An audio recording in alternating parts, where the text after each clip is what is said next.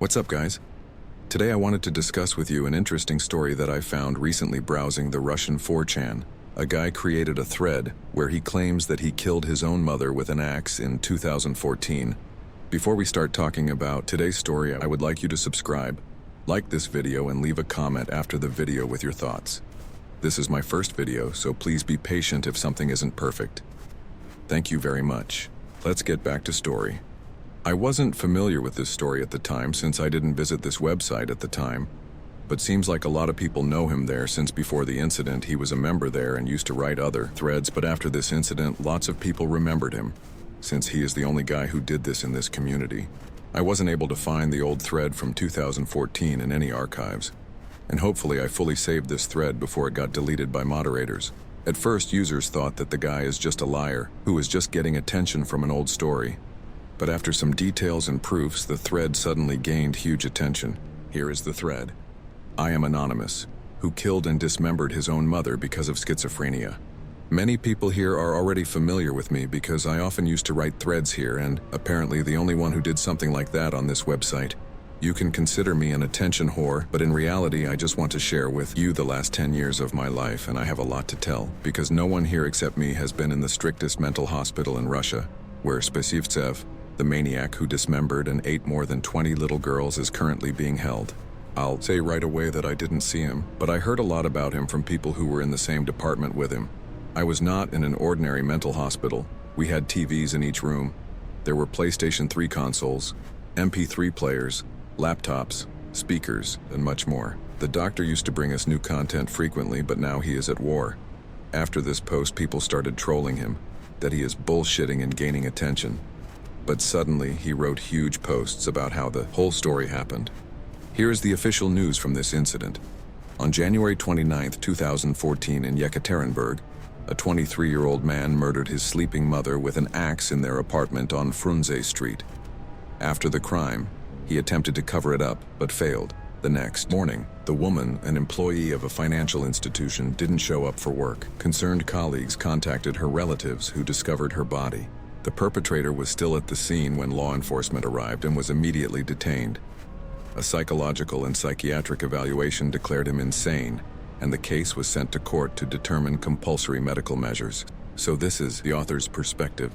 At first I had terrible dreams. I started dreaming that my mother wanted to kill me. She would appear in my dreams with a decomposing face and stare at me.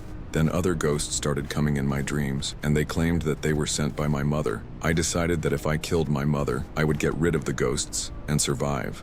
I bought a Fisker's axe, hacked her to death at night, dismembered her, flushed the meat cut from the bones into the toilet to make it easier to take the bones out into the forest. Then I remembered how pork ribs crumbled in soup when overcooked, and decided to boil the bones so that they would crumble into powder. When I decided to boil a drumstick, it didn't fit in the pan. I tried to chop the drumstick with an axe, but it wouldn't budge. Then I decided that if I evaporated the moisture from the bone, it would become brittle. I put the bone in the oven, set the convection mode, and turned it on. Meanwhile, a cat came to the smell. She tried to eat the boiled bones, but I took her to the bathroom so that she would not eat human flesh. But then I realized that I was doing something stupid and called the police. When 2 officers with guns arrived, I told them that I had come home, and so it was. They told me not to worry, that the killer would be found. Later, the detectives arrived. They immediately told me to pack up. At the police station, I insisted on my own. I did not kill. But the chief operative said that it would be better for me to confess so that the punishment would be lighter. Then the operative from the crime scene came. He was furious, threw me to the floor, started stomping and kicking. It did not hurt and was not scary. Then he took me to a long room with computers and flowers, tied me to a chair there, and put a plastic bag over my head. I immediately began to gnaw a hole in it so that I could breathe. But he noticed the hole and turned the bag over. He let me breathe for 5 seconds and then blocked my breathing again.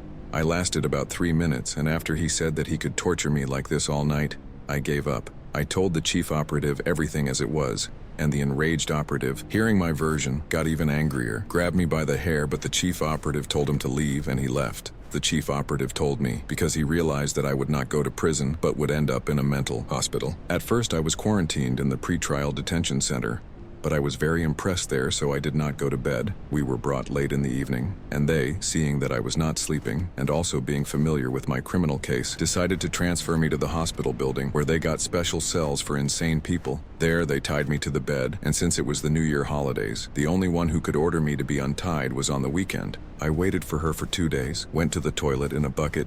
When the doctor came, she immediately ordered me to be untied. An hour later, I was called in for a conversation with her. She immediately said that I had a long 3 months of waiting, after which I would end up for a psychiatric examination. I asked her to leave me in the psychiatric building because it's better here, to which she said, "Don't worry, Maxim, you're here for a long time. You're guaranteed to be declared insane. I can see this from the picture of the crime and from your condition. Then you'll be sent to the Volgograd Psychiatric Hospital. They'll keep you there for a long time, but the conditions there are relatively heavenly."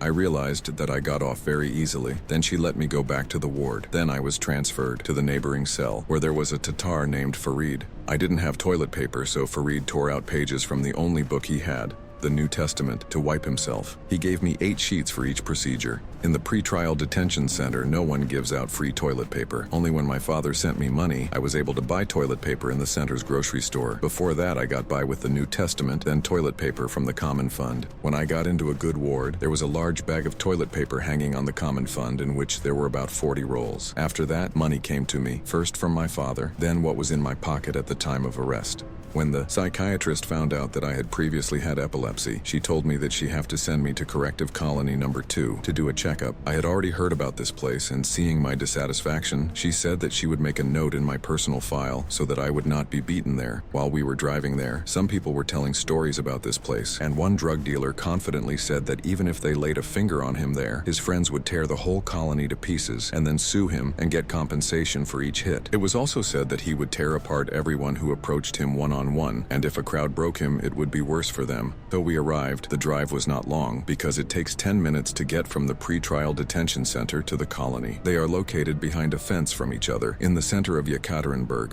Upon arrival, they lined us up and started asking what hurt. The first one had a toothache. After he answered, they immediately kicked him in the face. They asked, "Does it hurt now?" "No," he answered in fear. They asked the second one what hurt. He said that he came for a surgery. They asked, "What fucking surgery? What did you come to treat?" I don't remember what hurt, but they also hit him somewhere in the stomach. It was my turn. They asked me what I came to treat. I answered that I came to do a general checkup. They immediately asked what I did. I answered that I killed my mother. They laughed in unison, and one of them ran off somewhere. He brought a crowd of the same prisoners with him. They surrounded me and started asking for details. After the story, they took us to the shower, but not so that we washed ourselves, but so that we shook everything out of our bags. From my things, they liked the batteries in my toothbrush and the backpack. They asked me if I was ready to give them the backpack. I answered that I was ready because I was scared. They gave me a plastic bag instead. The drug dealer, who threatened that his friends would destroy this colony, justified himself in a trembling voice, saying that he did not sell drugs, but he was still beaten for his crimes. Then they scattered us among the departments. I was sent to the mildest one, the neurological department. There they put me on ties and kept me on ties for 3 weeks. To go to the toilet, you had to shout and wait for someone to come and help you to eat. They untied one hand and put a plate on your chest.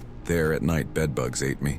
During trips to the toilet, I held my hands under hot water so that the bedbug bites itch less. When I left there, everyone shared their experience. Someone was beaten, someone was tortured for no reason, just like that. But they did not touch me, as the doctor promised. This colony is famous for being one of the main torture chambers in Russia. Here they extract confessions with electricity, cold water, rape, blows to the groin, needles under the nails, and many other methods. This is done for those who refuse to admit their guilt. When I came back to the pretrial detention center, I was prescribed pills for epilepsy. Also, there were not 2 people in my cell, as there were when I left, but 11 people. There was one very sick patient who did not shut up for a second. He was always muttering something under his breath. He also constantly asked for a smoke and tea. If there were problems with cigarettes, since a pack was sent per day for the whole ward, then there were no problems with tea, so he smoked tea.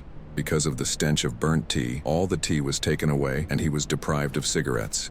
He screamed, cried, and in the end, decided to break his leg in order to go to the hospital. He counted on being given a smoke there if he confessed on murder. He successfully broke his leg by jumping from the second tier and landing incorrectly on his foot. He was taken to colony number 2 as he wanted. He begged to pin the murder on him if only they would give him a cigarette, but they preferred not to mess with psychos there, so he came back from there without new accusations, but they didn't let him smoke there either. Well, at least they didn't beat him or torture him. After he returned, the doctor wanted to transfer me to a good cell, so she told me to pack my things. This patient who broke his leg started saying that it was bad there. Everyone there was like him. He said, "Ask to stay." I waited until the doctor passed by and asked her if I could stay. She answered that it was impossible and it was not up for discussion. An hour later, I was transferred to a good cell. During the transfer, the doctor found out that I had no dishes. I didn't have any dishes because all the dishes given to me in the pretrial detention center were considered to be for roosters, like it was unknown who had eaten from them before, and if you ate from them, you could become a rooster. Roosteress, the lowest prison status. They're removed from the table and they are forbidden to even touch their own food parcels because they go to the common fund, and if a rooster touches them, nobody can eat them, so everything that their relatives buy is eaten by the others, and the rooster is given a pack of cookies at most. The doctor asked what I ate from then. I answered that I ate from Grisha's dishes. He took a double portion for his plate and we ate in half. The doctor was shocked, but she knew all these concepts very well, so she ordered her workers to bring me new packaged dishes. 10 minutes later, they brought me new aluminum dishes. But in my new cell, this was not necessary because they didn't give a damn about all these prison concepts, despite the fact that we had so-called tramp, high criminal status, almost a thief in law, living with us. This tramp immediately told everyone that in a normal prison there is no demand for dishes, so you can eat from any dish because health is more important than status. Secondly, everyone has eaten in cafes and restaurants where there is reusable dishware from which even a prostitute could eat. Therefore, you can eat from any dish. The new cell had 22 beds, but it was never loaded more than halfway, so that the second tiers were never used. We put our personal belongings on the second tiers. It was a cell for the doctor's favorites, for the most adequate, calmer at least, educated. Either cute, homely guys like me or patients with a high criminal status ended up there. In the cell, I was met by Maxime, who later became one of my best friends. Maxime already knew who I was and why I ended up in the pretrial detention center. The canteen workers reported about me to him, as well as the doctor, who had a good relationship with Maxim. Before transferring me to the cell for favorites, asked him if there would be any problems if he transferred the guy who killed his mother to them. He said that everything would be fine, and I was transferred. In this cell, there was no ban on cigarettes, kettles, mugs with handles, and the doctor also returned to us everything that flew out of the cell. When the guys learned the details of my crime, they laughed loudly and someone suggested calling me Fiskars. The doctor found out about this and said that if he hears this word again in relation to me, she will heal everyone involved. As I read the whole thread, I heard others who used to refer to the so-called process as healing. It is a form of torture in these type of medical facilities. Doctors overdose patients with IVs, making them feel bad and suffer. After 3 months of waiting, I was sent for a psychological examination. It lasts for 1 month. The whole month you lie in a small ward for 4 people and do nothing. Sometimes doctors call you in for a conversation where they ask what you did. They ask about your childhood, your relationships with your parents. They ask a lot about head injuries. Were there any? If there were none recorded, then did you just hit your head hard? After the conversation with the first doctor, he said that I was a very interesting patient and asked my permission to talk to the intern. I did not mind. The intern brought me to tears with his detailed questions about my dead cat, with whom I lived for 19 years since childhood. I also remember there was a psychologist who pressured me to admit that I killed my mother because of a conflict, but after failing, angrily pushed the chair back and left the room. I was also taken for a checkup. They put handcuffs on my hands, a 2-meter chain stretches from the handcuffs, and, in white pajamas, police officer leads me by the chain through the hospital grounds from one building to another. Once I saw 2 girls with their mother walking towards me. I was very ashamed. After a month of examination, a commission of 4 doctors decide whether to recognize insane or healthy. I was immediately told at the commission that I should be serious with taking pills. For me, this was a sign that I will go to the hospital, not to jail. Usually, they do not talk about their decision and do not even give you a hint in any way, so that there are no scenes when they are begged to be sent to a mental hospital. After a psychological examination, I was declared insane and given a serious diagnosis: paranoid schizophrenia with a continuously progressive course. I was sent to the hospital. They recommended me a specialized hospital with intensive observation, the same where Spasivtsev is now lying, a cannibal who ate about 20 underage girls. They gathered 6 of us in this hospital. I did not know any of them because they were from other cells. We rode to the hospital in a person wagon. I slept on the lower tier, and the other 5 psychos slept on top, almost hugging each other. I don't know why none of them thought of sleeping on the bottom, because there was one free place on the bottom. Then they put another person with us. At first, he was traveling separately because he was a former police officer. Former police officers who commit crimes are transported separately. He turned out to be smarter and lay down on the lower tier. The train stopped in Kazan, where we were unloaded in the pretrial detention center to spend the night. In the Kazan pretrial detention center, all the employees were every kind, not like ours. In Yekaterinburg, one idiot decided to steal a mattress from there. Next day, we arrived at the hospital where they made us shave not only our faces but also our legs, butt, arms, and head, so that no one would bring in parasites, lice, bedbugs. I couldn't shave the back of my thighs, butt and back, so a nurse shaved me. The guys shaved each other. When one of the patients asked me to shave his butt and thighs, I refused because it smelled like gayness. After shaving, they sprayed us with some kind of solution and told us to wait 15 minutes. Then we went to the shower while they started checking our things. The theft of a mattress from the pretrial detention center played a cruel joke on them. Mattress was full of bedbugs, and these bedbugs ran to the things of everyone who was lying on the mattress. Only I and the former policeman were not infected with parasites. The things of those who were found to have bedbugs were burned, and they themselves were placed in the isolation ward. Me and former cop was put in the observation ward of the admission department. In my observation ward, there was a TV showing 2 channels. The ward was designed for 5 people, but there were 2 of us only. I stayed in the observation ward for about 4 days. Then I went to work. I washed dishes after breakfast, lunch, and dinner. In total, I had to wash 37 sets of dishes, as well as pots, after which I had to tidy up the workplace, wiping off all the moisture. Twice a week, general cleaning was carried out in the storage room. As soon as I started working, the senior nurse recommended that it should be placed in a good ward, where there was a normal TV with 20 channels as well as an adequate staff. After 9 months in the pretrial detention center, I was very glad to watch TV, especially MTV. One day, after washing the dishes, the food server found a spoon missing. The whole department was in an uproar. Everyone was herded into wards, and they started dragging out, questioning anyone who could be involved. At that time, I didn't know how serious a problem this could be in the hospital.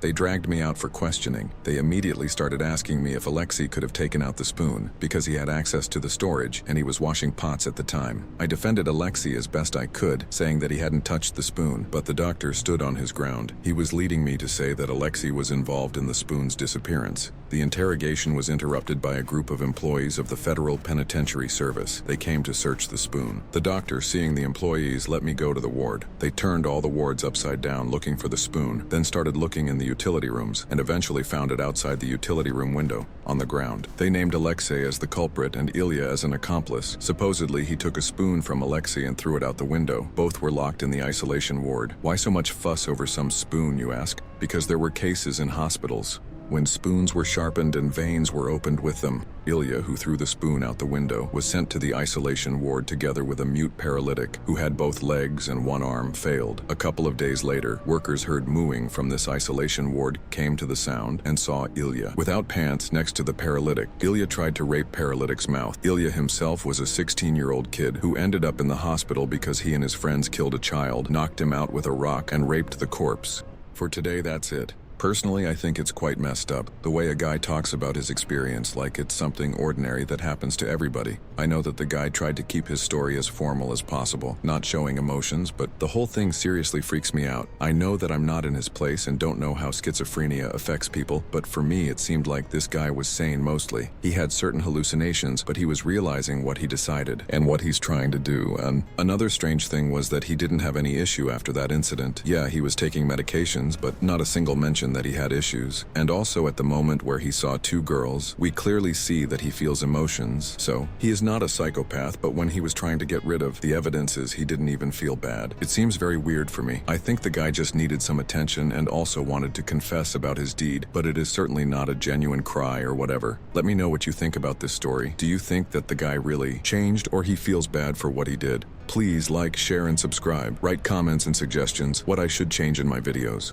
Thank you very much for watching this video. It was me, Tavarish Sam. Bye-bye.